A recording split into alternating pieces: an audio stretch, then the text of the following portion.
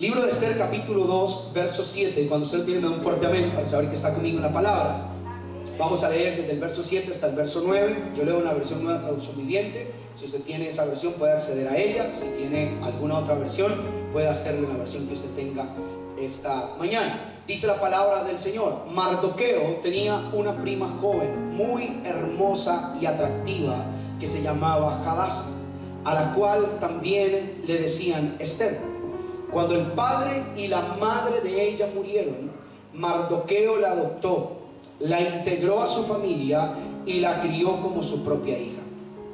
Como resultado del decreto del rey, Esther, junto con muchas otras jóvenes, fue llevada al harén del rey en la fortaleza de Susa y entregada al cuidado de Hegai. Hegai quedó muy impresionado con Esther y la trató con mucha amabilidad.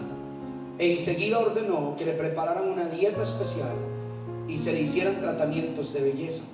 También asignó 7 doncellas escogidas especialmente del palacio del rey y la trasladó junto con ellas al mejor lugar del harén. Espíritu Santo, te doy gracias porque tu palabra, Señor, es viva y eficaz. Tu palabra, Señor, es más cortante que espada de dos filos. Señor, en tu palabra está todo lo que nosotros necesitamos para reverdecer. En tu palabra, Señor, está todo lo que nosotros necesitamos para ver tu gloria.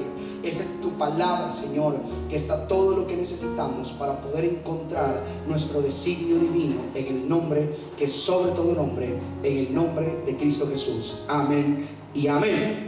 Les hago una pequeña recapitulación acerca de esto, y es que estamos hablando de todo el tema del favor de Dios, y es importante resaltar que a pesar de que la protagonista de esta historia es Esther, realmente el enfoque principal de este libro es el pueblo de Dios. Mucha gente cree que el libro de Esther trata acerca de Esther, pero no es un libro que trata acerca de Esther, sino que es un libro que trata acerca del propósito de Dios con su pueblo. Eso es importante que nosotros lo tengamos claro, porque en ocasiones nuestra vida va a pasar por diferentes estaciones y tenemos que tener mucho discernimiento espiritual y mantenernos muy claros en nuestras asignaciones de vida, porque vamos a pasar estaciones que podrían traer confusión a nuestra mente. Podemos pasar etapas que nos confunden, que nos hacen pensar que quizás todo ya se perdió, que ya no lo vamos a lograr, que no nacimos para triunfar, que estamos en tiempos de derrota, y realmente no, son estaciones que vamos a pasar. Por encima de las estaciones, el Señor va a utilizar diferentes elementos a nuestro alrededor para cumplir un propósito. Y es necesario, iglesia, si hay algo importante detrás de esta serie, es que usted y yo entendamos que tenemos un propósito. Alguien que me diga amén a eso. El problema es que hay mucha gente que no sabe todavía cuál es el propósito de su vida. Hay personas que no han entendido para qué nacieron, que todavía no saben para qué están en esta tierra, con qué propósito Dios nos llamó, cuál es la asignación de Dios para nuestra vida. Tenemos un propósito, y esto, por favor, ojalá usted lo pueda anotar, lo pueda tener claro, tállelo en su mente, tállelo en su corazón, y es que su propósito es más grande que usted mismo. Hay gente que tiene planes y eso no está mal.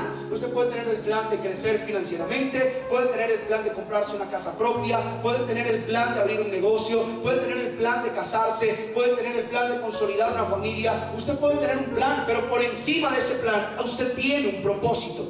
Y eso es lo que mucha gente falla, y eso es lo que mucha gente yerra, porque no entienden cuál es su propósito. Cuando alguien no entiende su propósito, condiciona su vida de acuerdo a la estación en la que se encuentra.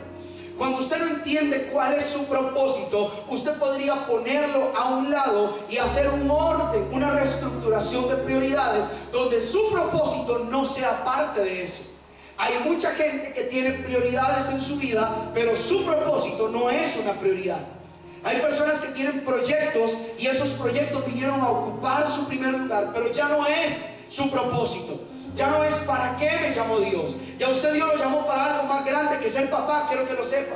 A usted Dios lo llamó para algo más grande que ser mamá. A usted Dios lo llamó para algo más grande que tener un negocio. Dios lo llamó para algo más grande que ir a la universidad. No es ese su propósito, son planes que los hombres hacemos, pero el propósito está ligado con algo más grande. El propósito está ligado con algo que nace en el cielo y que tiene un cumplimiento de acuerdo al designio de Dios para la humanidad.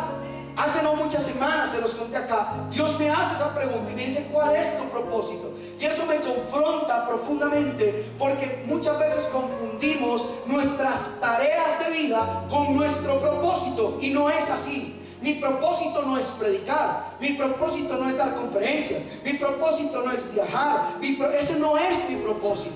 La gente cuando el año cambia dice cuáles son sus propósitos de año nuevo y se trazan algunas metas, pero esos no son un propósito, son algunos planes que la gente tiene. Y en medio de esa palabra que Dios me da, entendí que tengo un propósito. Mi propósito es dar mi vida para que otras vidas sean mejores. Y a veces cumplir ese propósito no es fácil, porque es agotador, porque a veces hay que trasluchar, porque a veces hay que pagar un precio, porque a veces hay que ayudar a gente que termina siendo malagradecida, porque a veces usted le extiende la mano a una persona que con el tiempo se le olvida, porque a veces pasa. Pero la vida mía, por lo menos puedo decir, tiene un propósito, y es que la vida de otros sea mejor. Entonces todo lo que hago tiene un fin. Si estudio, si aprendo, si leo libros, si voy a seminarios, si estudio, todo lo que hago tiene un fin. Que todas esas cosas colaboren a mi propósito. Y entonces no lo condiciono, porque entiendo para qué me llamó Dios, entiendo para qué me estableció Dios. Entonces dentro de esta historia vamos a encontrar que hay un propósito, y que Dios, escúcheme, Dios es fiel a su propósito. Dios es fiel a su designio. Y es lo que Dios va a perseverar, es lo que Dios va a preservar, es en lo que Dios va a trabajar. Dios es fiel con el propósito que Él ha tratado. Muchas veces hay gente que dice, pero porque a mí me va mal, porque hay una incongruencia. Iglesia, si usted un día se encuentra en la vida y dice, qué raro, porque a mí todo me sale mal, porque yo no avanzo, porque a mí las cosas no me salen bonitas, porque yo me hice novia de marchante, porque yo me enredé la vida en ese trabajo, porque yo perdí esta plata, porque yo hice esto. Sí, claro. ¿Por qué? Porque no lo estábamos haciendo de acuerdo al propósito, sino de acuerdo a nuestra voluntad. Hay gente que le quiere torcer el brazo a Dios, decir, es que yo quiero eso. Le quieren torcer el brazo a Dios, y Dios es fiel con su propósito.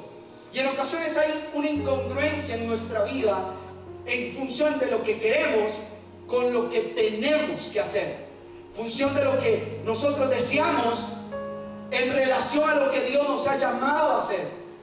Una vez escuché un predicador que decía que no hay peor tragedia en la vida que tener éxito en algo para lo cual Dios a uno no lo llamó. No hay peor tragedia que tener éxito en algo en lo cual Dios a uno no lo llamó. Y hay gente que está teniendo éxito en muchas cosas que no tienen nada que ver con un propósito. Y en esta historia vemos a una persona que sale a escena. La semana anterior les hablé cuando salió a escena un hombre llamado Mardoqueo y lo que Mardoqueo representa. En esta ocasión sale a escena una jovencita que tenía algunas virtudes. Yo, cuando la Biblia la define, cuando la Biblia la describe, yo me puedo imaginar de verdad un monumento de belleza, literalmente. De tal manera que todo el que la veía quedaba impresionado. Todos los que veían a Esther quedaban impresionados. Imagínense el nivel de belleza que esa mujer tenía. Era hermosa de todo, porque dice la Biblia que era de buen semblante y que era de hermoso parecer. Otras versiones dicen que era hermosa y de rostro bonito. O sea, que era una mujer con un cuerpo bello, con una cara linda, con cabello bonito, con ojos lindos. O sea, todo lo que tenía que ver con Esther era hermoso. Pero Esther no era el propósito, Esther era una pieza dentro del propósito. Esther era alguien que iba a ser una facilitadora dentro de un propósito, porque realmente lo importante en esta historia no es Esther. Lo que Dios está haciendo no es solo trayendo favor sobre Esther, sino que está trayendo favor sobre un propósito, y es lo que nosotros necesitamos. Si usted quiere entender el tema del favor de Dios, tiene que primero comprender que el favor de Dios está ligado a un propósito. El favor de Dios no está ligado a un capricho, el favor de Dios está ligado a un propósito. Hay gente que tiene caprichos en la vida, pero Dios tiene propósitos. Si usted quiere ver el favor de Dios en su vida, usted necesita entender cuál es su propósito primeramente. Pero sale a escena esta jovencita que era hermosa, que tenía un semblante bello, que tenía ojos lindos, que era linda físicamente en todo el esplendor de la palabra, pero que había pasado algunas etapas, y son estaciones que usted y yo probablemente hemos tenido que experimentar en algún momento, porque dice la palabra que Hadasa era prima de Mardoqueo, pero Mardoqueo la había adoptado como una hija porque ella había perdido a sus padres. Y aquí es donde yo me comienzo a notar que muchas veces nosotros los seres humanos vamos a pasar por periodos que son muy dolorosos, que son los periodos de la pérdida. Eso fue lo que le pasó a Esther. Esther no pudo crecer con sus papás porque sus papás se habían muerto. Tuvo que crecer en una casa ajena, tuvo que crecer en una familia que quizás sí tenían un grado de consanguinidad, un parentesco, pero no era su familia. Mardoqueo no era su papá, Mardoqueo era su primo. Sin embargo, cuando ella pasa por este periodo de pérdida, Mardoqueo la toma como una hija y la adopta. Y esto es poderoso, hijos, porque hoy les quiero decir cosas maravillosas que están en la palabra y que van a favorecernos en este proceso que estamos viviendo de querer tener el favor de Dios. Número uno, que hay cosas que vamos a perder, hay personas que vamos a perder, y eso nos duele en el alma. Las pérdidas no son fáciles. Es doloroso perder gente que uno ama. Es doloroso perder personas que uno quería tener en la vida para siempre. Es doloroso perder un dinero que nos costó ahorrar. Es doloroso confiar en alguien que al final te traiciona. Es doloroso. Son periodos de pérdida. Y todos hemos pasado por algún momento donde hemos tenido que perder algo que para nosotros era significativo, algo que para nosotros era importante, algo que considerábamos valioso. Y cuando perdemos eso, que pueden ser bienes, pueden ser personas, pueden ser circunstancias, pueden ser cosas por las que hemos trabajado, puede ser un negocio, por ejemplo, gente que ha trabajado años por un negocio y al final dicen, toca cerrar, porque las deudas superan los beneficios económicos, porque estamos hundidos, porque el negocio ya no da, porque toca bajar la cortina y poner los candados al local e irnos a la casa a llorar y a sufrir el dolor de la pérdida. Los que han perdido familiares saben lo doloroso que es darle el último adiós a alguien que uno ama. Hay procesos de pérdida. Y hay gente que ha perdido, no necesariamente en físico, sino que han perdido porque se fueron. Hijos que fueron abandonados por padres, padres que fueron ausentes, que nunca se hicieron cargo. Y entonces esas pérdidas llegan a nuestra vida y nos hacen entrar en procesos dolorosos. Son dolorosas las pérdidas, pero también son muy formativas, porque usted aprende. Las pérdidas te enseñan. Es más, hay pérdidas que te enseñan qué tan fuerte tú puedes llegar a ser. Hay gente que no sabía qué tan fuerte podía ser, cuánto podía soportar, hasta que tuvo que pasar por un momento de pérdida. Hay cosas que uno a veces vive y es difícil a veces porque uno se abraza a las cosas. No sé si a usted le ha pasado en algún momento que usted ha ahorrado alguna platica y usted la tiene ahí guardada, usted le va metiendo los chumitos a la cuenta y usted le va poniendo la cuenta y le va poniendo la cuenta y le va poniendo la cuenta, y un día por algún motivo lo invirtió mal, se le hackearon la cuenta, algo pasó, le robaron la plata. No sé si usted ha pasado por un periodo, lo estafaron. A mí personalmente me estafaron el año pasado, creo que nunca he hablado de esto, ¿verdad? El año pasado yo había hecho un ahorro bastante tiempo, quería cambiar mi carro, estaba en ese proyecto, entonces ya yo había guardado un dinero, entonces yo comencé a proyectarme, bueno, si mi carro lo logro vender, entonces con este dinero que tengo puedo proyectarme a comprar un carro más o menos así, lo tenía como un proyecto. Y entonces en ese vaivén de cosas, invertí ese recurso para hacer un negocio, y al final la gente con la que lo estaba haciendo se desapareció, me estafaron.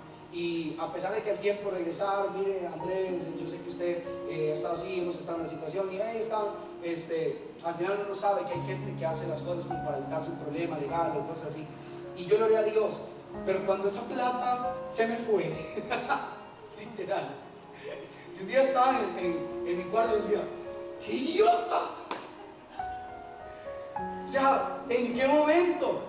Aunque yo había analizado la situación, había hecho un estudio del tema y había hecho todo el asunto, o sea, no deja uno de sentirse torpe. Es decir, ¿cómo perdí esta plata? Por Dios, con lo que me había costado. Lloré lágrimas de sangre hasta que un día me levanté y dije, Señor, yo suelto eso. Ya, o sea, yo lo suelto. Yo no voy a seguir llorando por algo que ya se perdió. Ya, o sea, yo lo voy a soltar hoy. En esta semana, mi hermana hace 2 semanas tuvo un accidente y se fracturó un pie. Ella no sabía que tenía el pie fracturado, creía que era solamente un esguince, que con reposo. Pero pasados 15 días ella va al hospital, le hacen una placa, ¿verdad? Y resulta que tenía el hueso partido en varias partes y el doctor nos explicaba cómo había aguantado tanto dolor durante 15 días. le tuvieron que hacer una operación, le metieron tornillos, le pusieron pines, unas placas, toda una historia, ¿verdad? En el pie, todo un drama. Cuando Angie me llama, me dice, bueno, ya estoy acá, el doctor me va a mandar de emergencia para operación, pero la operación vale tantos millones. Cuando yo le dije, Corta, no lo puedo creer, usted no se puede aguantar. ¿Por qué me da plata a mí? Yo le pongo una venda. Yo le pongo una curita. Y yo, Gorda, no, sí, pero bueno, vamos a tener que hacerlo así, por bueno, muchos motivos. Entro a hacer la operación a tal hora. Y cuando ella me está contando eso, yo escucho, porque claro, cuando usted le dicen lo que cuesta algo, usted inmediatamente cuantifica aquello, ¿verdad? Y la mente vuelve y dice, todo lo que pudiera hacer yo con esa plata, ¿verdad? Y todo lo que pasa por la mente. Y cuando estoy pensando en eso, escucho la voz de Dios que me dice, es solamente dinero. Digo, si es verdad, hay cosas que uno a veces pierde en la vida que solamente son plata. Y el dinero está un día, otro día no está, un día se multiplica, otro día se gasta. El dinero es dinero. Y a veces uno está aferrado a cosas materiales y solamente es dinero. Con eso no estoy diciendo que usted tiene que ser mal mayordomo, ir a despilfarrar todo. Pero hay procesos de pérdida que a nosotros nos duelen, pero que son solamente dinero. Y hay cosas que se pueden recuperar, hay otras que no. Por ejemplo, la confianza es algo muy difícil de recuperar. Cuando alguien te traiciona, recuperar la confianza sobre eso es muy difícil de recuperar. La pérdida de un ser querido es difícil de recuperar. La valía personal es difícil de recuperar. La sanidad del alma cuando fue herida es difícil de recuperar. Hay bienes materiales que usted los tiene hoy, los puede perder y otro día los puede volver a adquirir, porque todo lo que usted puede hacer una vez lo puede hacer dos. Si usted puede ahorrar un dinero una vez, lo puede ahorrar dos veces. Si usted puede comprar una casa, puede comprar dos. Si puede estudiar una carrera, puede estudiar dos. Todo lo que usted puede hacer una vez, lo puede hacer dos veces. Sin embargo, hay cosas a las que nosotros nos aferramos, y ese momento donde nos aferramos a las cosas son difíciles porque nos roban la visión de nuestro destino, nos roban la visión del propósito.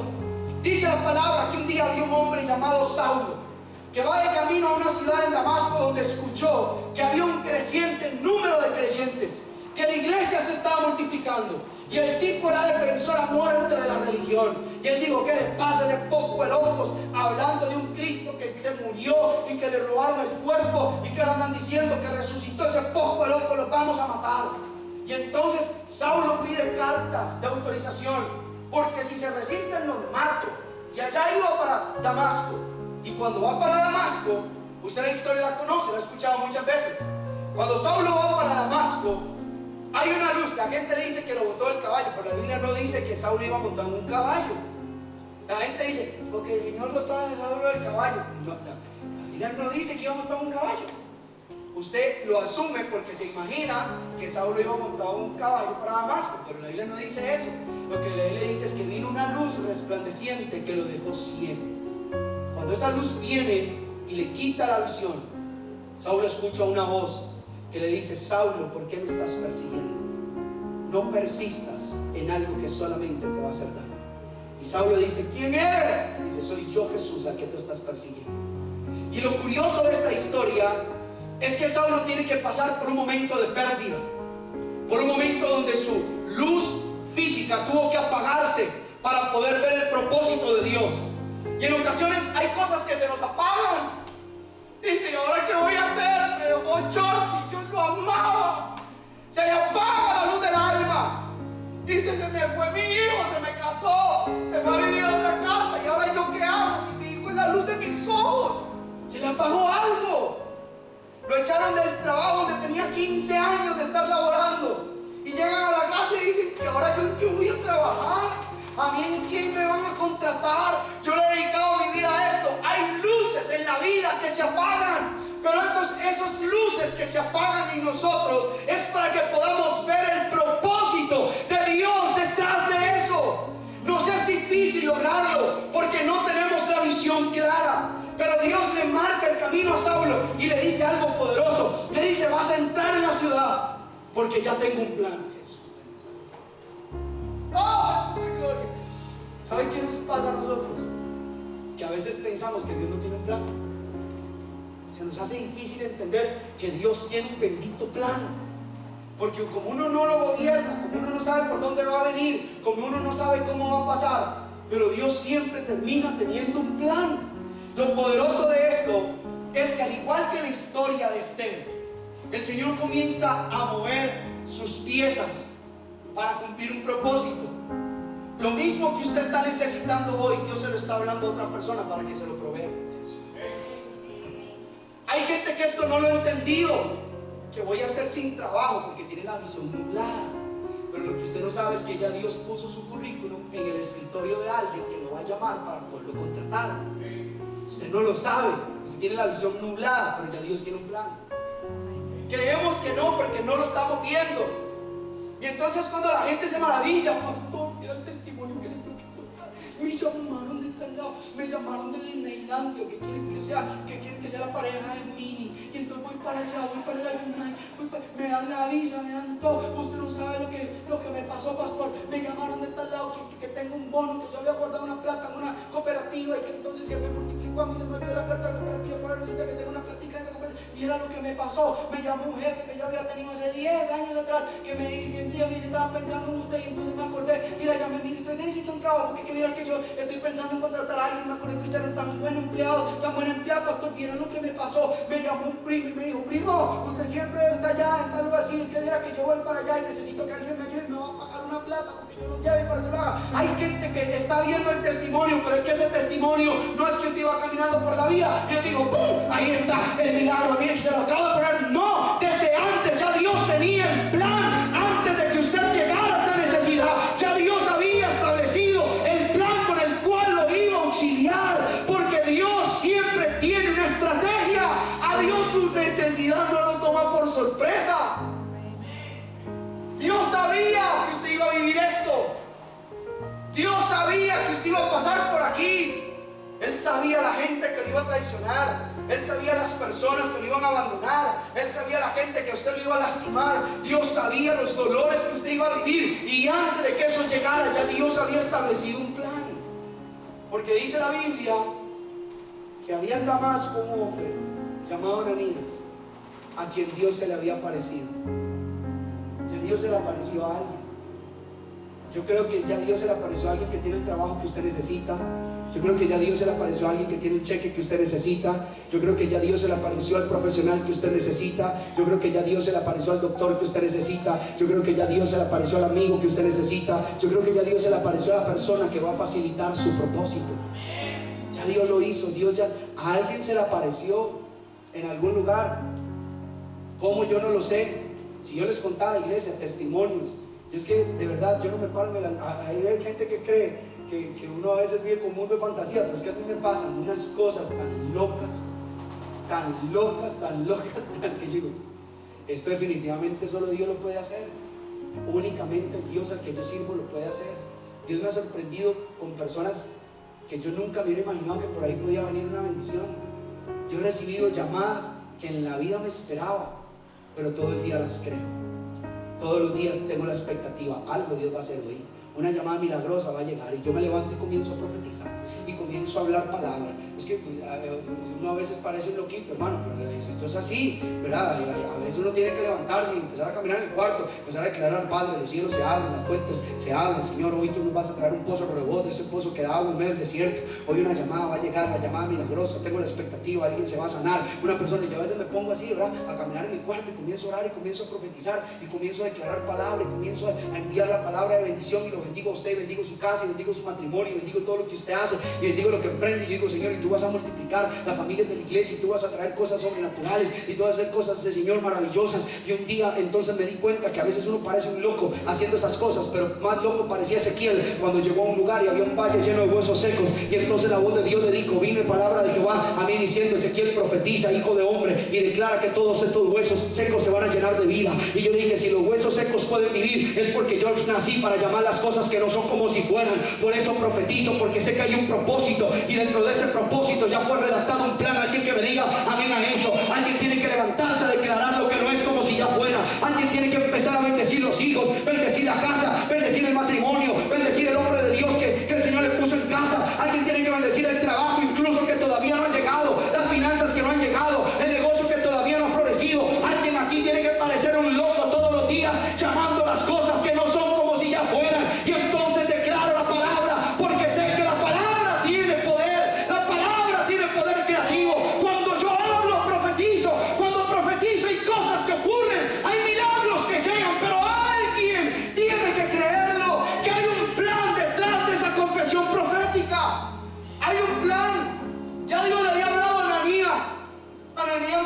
ella tenía miedo. Él dijo, yo me metí en una cosa a mí. No, yo voy a tener que recibir aquí en la casa, este tipo viene con una carta para matar. Cuando me diga, ¿usted es cristiano? ¿Qué le digo?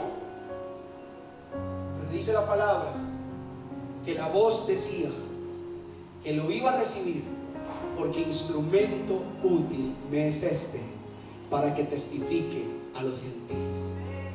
Había un propósito. Queridos, a veces nosotros lloramos, pero hay un propósito. A veces pasamos por la pérdida, pero hay un propósito. A veces pasamos por el dolor, pero es que hay un propósito. Somos instrumentos útiles en las manos del Señor.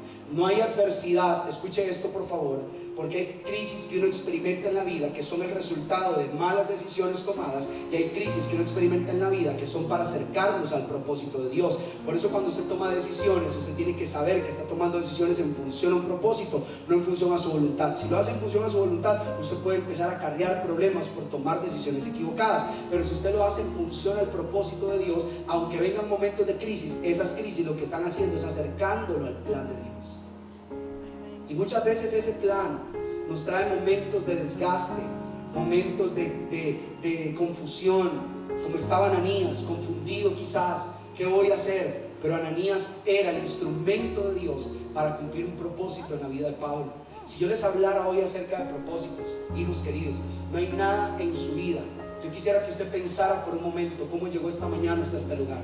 Solo piense, trate de conectar los hilos de su vida, cómo usted llegó para estar esta mañana acá, de qué manera un día alguien a usted le habló, si lo vio una vez en las redes sociales. No, es que yo tenía un amigo y ese amigo un día me habló que había una iglesia, un día fue a esa iglesia, algo Dios me habló, yo estaba un día en un culto y un profeta me dio una palabra, y un día iba caminando, me encontré un volante, un día estaba en un lugar, vi una ficha en una pulpería, un día, etcétera, etcétera, etcétera. Hay propósitos. Todo lo que usted ha vivido para llegar esta mañana a este lugar fue un hilo conductor de Dios que traía un propósito. Todo, no importa desde dónde, desde hace cuánto tiempo, no importa desde hace cuánto tiempo viene el tema. Si un día a mí me ha tocado pastorear gente que quizás los conocí años atrás en algún lugar, y un día estaban pensando, me buscaron en redes sociales, llegaron, me escribieron. Todo desde aquel entonces había un punto de conexión de propósito de Dios. Todo lo que usted vive es un propósito de Dios. El trabajo en el que usted está, pregúntese cómo llegó usted a ese trabajo, pregúntese quién lo conectó, quién le dio la referencia, cómo usted supo de ese lugar, cuándo él vio el currículum, quién era el jefe, quién fue el que lo contrató, de dónde salió, cómo ha venido la promoción. Todo es un engranaje de un propósito, absolutamente todo. Yo quisiera contarle esto porque es que lo siento en mi espíritu. Quizás duraría 2 horas predicándole este mensaje, pero se lo voy a resumir en cuestión de minutos, solamente para que usted lo entienda. Dice la palabra de Dios, oiga esto, Manfred, porque esto te lo voy a regalar por la misma oferta que le presentaste Dios hace un rato atrás. Dice la palabra de Dios, dice la Biblia que un día Jesús iba en el camino del Calvario hacia el Gólgota, y dice la palabra que había un hombre llamado Simón que era oriundo de Cirene, un lugar apartado, un lugar que no tenía nada que ver con Jerusalén, pero probablemente por razones laborales se había llegado a instalar a Jerusalén. Desde que estaba en su ciudad natal y las cosas se volvieron complicadas de tal forma que tuviera que mudarse a una ciudad totalmente nueva, ya Dios estaba cumpliendo un propósito. Lo poderoso de esto es que dice la Biblia que venía del campo, venía de trabajar, era el día de la Pascua, donde toda la gente llegaba a su casa para celebrar, ¿verdad? El cordero por familia, ¿verdad? La celebración pascual, la salida del pueblo de Israel de Egipto, etc. Y dice la palabra que ve un tumulto de personas. El tipo, como buen casi costarricense que era, se para ver el bochinche, qué es lo que está pasando, y entonces hay un hombre que está tirado en el suelo con un madero que tiene encima, que no puede ni siquiera ponerse de pie. Cuando un soldado romano le está viendo que Jesús no puede ponerse en pie, ve al primer hombre que tiene al lado, que pareciera que es un cualquiera, pero ve que hay un hombre al lado llamado Simón de Cirene, y lo obliga a que lleve en la cruz de Jesús, lo obliga para que le ayude a Cristo a llevar el madero. Cuando ese hombre no quería, porque solamente las personas malditas eran los que eran crucificados en los maderos, pero si él se negaba a cumplir una orden, él y toda su familia podían convertirse en un objetivo militar de Roma, porque una orden de un soldado romano era ley. Entonces lo obliga a que lleve la cruz de Cristo, y cuando aquel hombre se inclina para ayudar a Jesús a levantar aquel madero, y el hombre comienza a sentir la sangre, bendita sea la gracia de Dios vivo, y ese hombre comienza a sentir la sangre de Jesús que toca su ropa, que quizás comenzó a rozar su piel. Yo no sé, yo ahí no estuve, a mí no me llamaron, pero yo les digo una cosa: si yo he percibido poder de Dios cuando espiritualmente he sentido la sangre del Cordero derramarse sobre mi vida, no me puedo imaginar haber estado en ese lugar donde me goteara la sangre de Cristo en los hombros, en la ropa, en algo. Y dice la palabra que entonces Simón de Cirene llevó a Jesús hasta el Calvario, ayudó a Jesús a llegar hasta la cúspide del monte del Calvario. La Biblia no nos explica esto, pero yo puedo decirlo, puedo sacar algunas conjeturas de esta historia. Yo me puedo imaginar que aquel hombre quedó paralizado en el pie de esa cruz. Aquel hombre no pudo regresar a su casa, aquel hombre no pudo volver, él tuvo que quedarse ahí. Y cuando dice la palabra que estaban las mujeres, María Magdalena, estaba Juan, estaban ahí, probablemente Simón de Cirene estaba hacia un lado viendo ese acontecimiento. Aquel hombre que parecía inocente, le clavaron los pies al madero, le clavaron las manos al madero, tenía una corona de espinas y comenzó a orar. Simón no lo entendía, como aquel hombre que está siendo latigado, golpeado, desfigurado, aquel hombre está en el monte del Calvario crucificado y se atreve a levantar una oración diciendo: Padre, perdónalos, porque es que ellos no saben lo que hacen. Simón está viendo la escena, él no sabe lo que pasa. En la casa lo están esperando, la mujer le mandaba WhatsApp: ¿usted dónde está? ¿Por qué no ha venido? Usted tenía que traer la Coca-Cola, aquí la comida se nos está enfriando, el cordero ya se nos enfrió. Pero el hombre tenía guardado el teléfono, lo tenía en el maletín y no había prestado atención de nada. El tipo se le había olvidado que tenía familia, que tenía hijos, que había fiesta, que había todo. Él estaba ahí. El tipo, cuando baja ya de camino porque se oscurece, baja en el cuerpo un hombre llamado José de Arimatea, lo envuelve en una sábana blanca, y entonces el tipo sabe que se tiene que ir a la casa, pero él no quiere irse para la casa. Él lo que quiere es quedarse ahí para ver qué es lo que va a pasar. Sin embargo, Simón dice: me tengo que ir para la casa. Agarra la mochila, ni siquiera le presta atención que el teléfono está suena y suena. La mujer preocupada: ¿usted dónde se metió? Seguramente se fue a tomar guaro con sus amigos. Es que ya yo usted me lo conozco, no le pueden dar un día feriado porque que usted ya andan esas cosas raras. Y entonces la mujer suena y suena y el tipo ni al caso. Cuando el tipo llega a la casa, ya por ahí de las 6 de la tarde, entra todo haraposo con la ropa llena de sangre. La mujer le sale al encuentro en la casa y le dice: Simón, llevo llamándote todo el día, ¿dónde está? Revisa ese bendito teléfono, que para nada un teléfono tan caro, si no va a revisarlo, le he escrito 1000 mensajes y aquel tipo no sabe qué hacer. Yo me lo imagino solamente desplomándose. No sé si a usted alguna vez le ha pasado que usted dice: yo necesito llegar a mi casa, porque si no llego a mi casa ya yo me suelto a llorar en la calle. Si no llego ya me suelto a llorar en el bus, me suelto a llorar en el taxi. Dice: necesito llegar. Y usted tiene el llanto aquí atorado en la garganta. No sé si a usted le ha pasado, a mí me ha pasado. Cuando la mujer le sale y dice: ¿usted dónde estaba? Simón se tira al piso a llorar y le dice: es que usted no sabe lo que a mí me pasó. Yo venía de trabajar, mujer, yo venía para la fiesta, pero un soldado romano me obligó a llevar la cruz de un hombre que iba a ser crucificado. Y dice: pero porque usted no se vino rápido. Es que no pude, usted hubiera estado ahí, yo no podía. Los ojos de ese hombre yo todavía los tengo clavados en el alma. Esa sangre que me cayó en la ropa, yo no sé, yo siento algo, siento un fuego. A mí me cambió la vida, no sé, mujer. Yo necesito saber quién era ese tipo, saber quién era ese hombre. Le llaman Jesús, un tal Nazareno, que dicen que es el rey de los judíos. Y yo no sé qué tenía, pero sí sé que había algo poderoso en él, porque mi vida a mí me cambió. Los muchachos vienen y le dicen: papi, ¿qué le pasa? ¿Por qué llora? Ay, papito, si yo le contara lo que me ha pasado hoy, solamente puedo decirte que mis ojos han visto la salvación, que por mucho tiempo estaba perdido, pero mis ojos hoy vieron la salvación de Jehová. Un muchacho llamado Alejandro y un muchacho llamado Rufo eran los hijos de Simón de Cirene, que pasados los años, un día el apóstol Pablo está en su viaje misionero con Bernabé, escribiendo cartas, y dice la Biblia que Pablo dice: salúdenme a Alejandro y a Rufo, fieles servidores de la iglesia, y salúdenme a su mamá, que ha sido como una madre para mí. Pablo dice eso: salúdenme a la mamá de Rufo y de Alejandro, que ha sido como una madre para mí. Yo no sé si usted alguna vez ha tenido un miembro de su casa que no es familia suya, ese compañerito de su hijo, de su hija del colegio, que estaba metido en la casa todo el tiempo. Usted dice: mira, este es como uno más. Vuélvanse a ver, ustedes saben de lo que estoy hablando. Este es como uno, tenemos un paseo. Pero hay que llevar a Danielita, porque Danielita es como de la casa, ¿verdad? Entonces uno la tiene metida ahí en la casa. Y Danielita crece, y el día que Danielita se gradúa, hasta Salvador llora de la felicidad. Dice: que esta chiquita yo la he visto en la casa todos los días. ¿Cómo no me voy a alegrar de ver a Danielita graduar? dice, la mamá de Rufo y de Alejandro ha sido como una mamá. Y entonces yo recordé que Saulo era un hombre influyente, que tenía conexiones y que tenía familia porque tenía posición. Pero cuando le entrega su vida a Cristo, probablemente la gente lo dejó. Si tenía padres, probablemente lo desconocieron. Si tenía hermanos, no le querían hablar, porque ya no era un hombre prestigioso. Y cuando Saulo dijo, yo conocí a Cristo, porque la gente cree que Saulo se convierte con Ananías y se va a predicar inmediatamente. No, iglesia. Saulo pasó un periodo de cerca de 14 años de preparación formativo en la iglesia de Jerusalén. Él no era un misionero, él fue misionero cuando el Espíritu Santo lo asignó cerca de 14 años después. Hoy tenemos un poco de gente emocional en las iglesias que quieren llegar hoy y mañana empezar a hacer un montón de cosas. No, ustedes necesitan aprender, llevar procesos. Saulo lo aprendió. Pero mientras estaba ahí, porque las iglesias son buenas para eso. Ay, quiero ir a esta niña. Yo la veo aquí cantando, me dice, mamita, ¿qué tiene que hacer? ¿Por qué no va a la casa hoy? Que vamos a hacer una comidita y allá van a ir. ¿Y ustedes dónde vienen? No, yo vivo en Morotina, mis papás viven allá, entonces yo me vine aquí porque estoy trabajando aquí en Morotina. Entonces yo, ay, vean, ay, tan linda, pero venga el otro domingo, que vamos a tener una cosa. Ay, ¿sabes qué? Vamos a hacer un paseo. Mira, mira que mi chiquita cumpleaños, ella comenzó a crecer. Entonces Saulo estaba en la iglesia y cuando pasaban los muchachos a danzar, Saulo estaba ahí, empezaba a cantar, ay, la gente, y Joaquín, y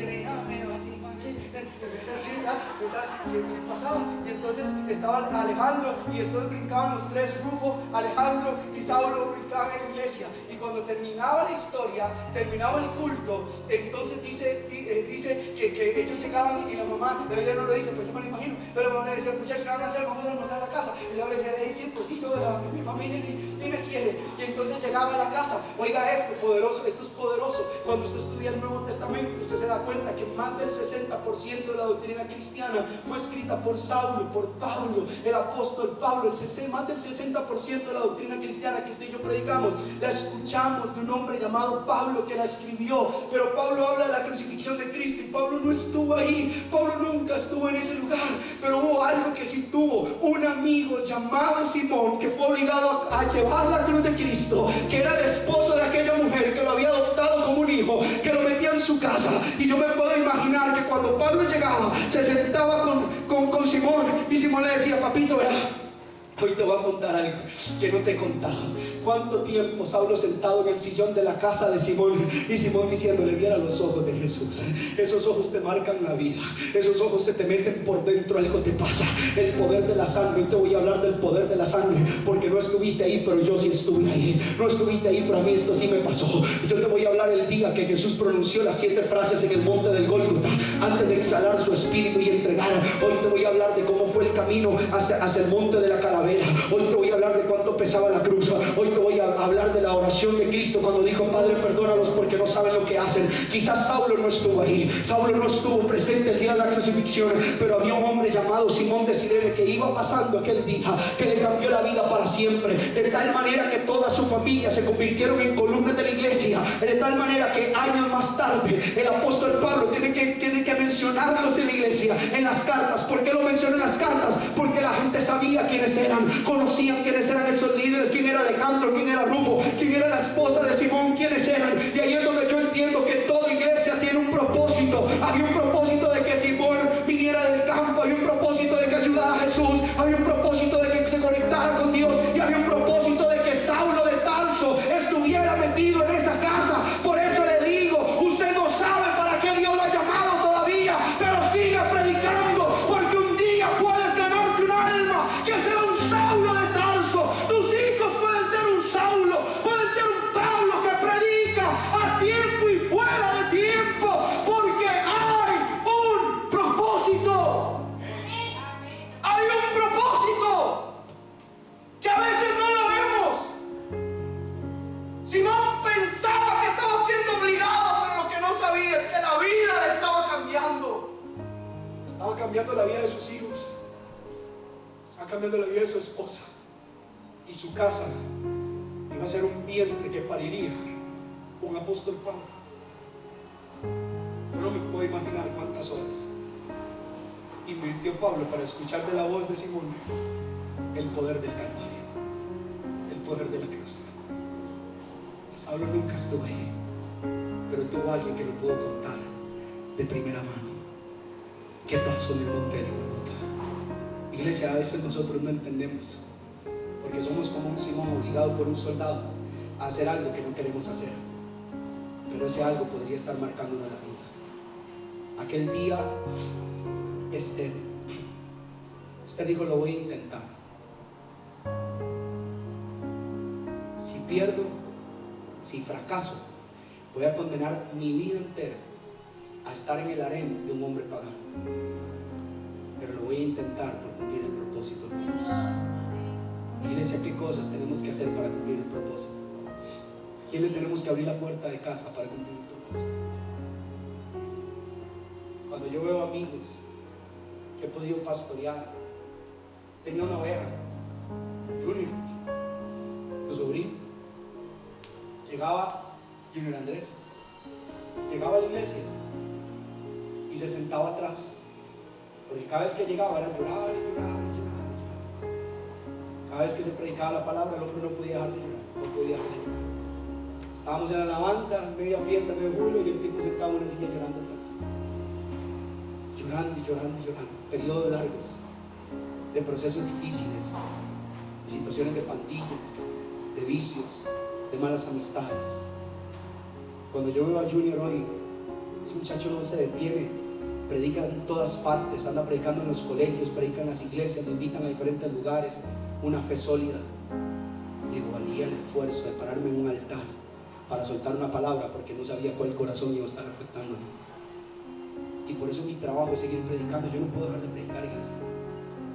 Así sea una persona, así sea en internet, así sea en un TikTok, así sea en un altar, así sea en una campaña, yo no puedo dejar de predicar, porque no sé cuándo Dios me va a permitir predicarle a otro pastor como Andrés.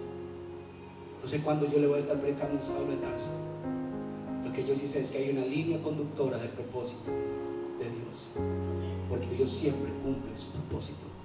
Un día el salmista escribe y dice: Jehová cumplirá su propósito en mí. Póngase de pie, por favor, con esto termino.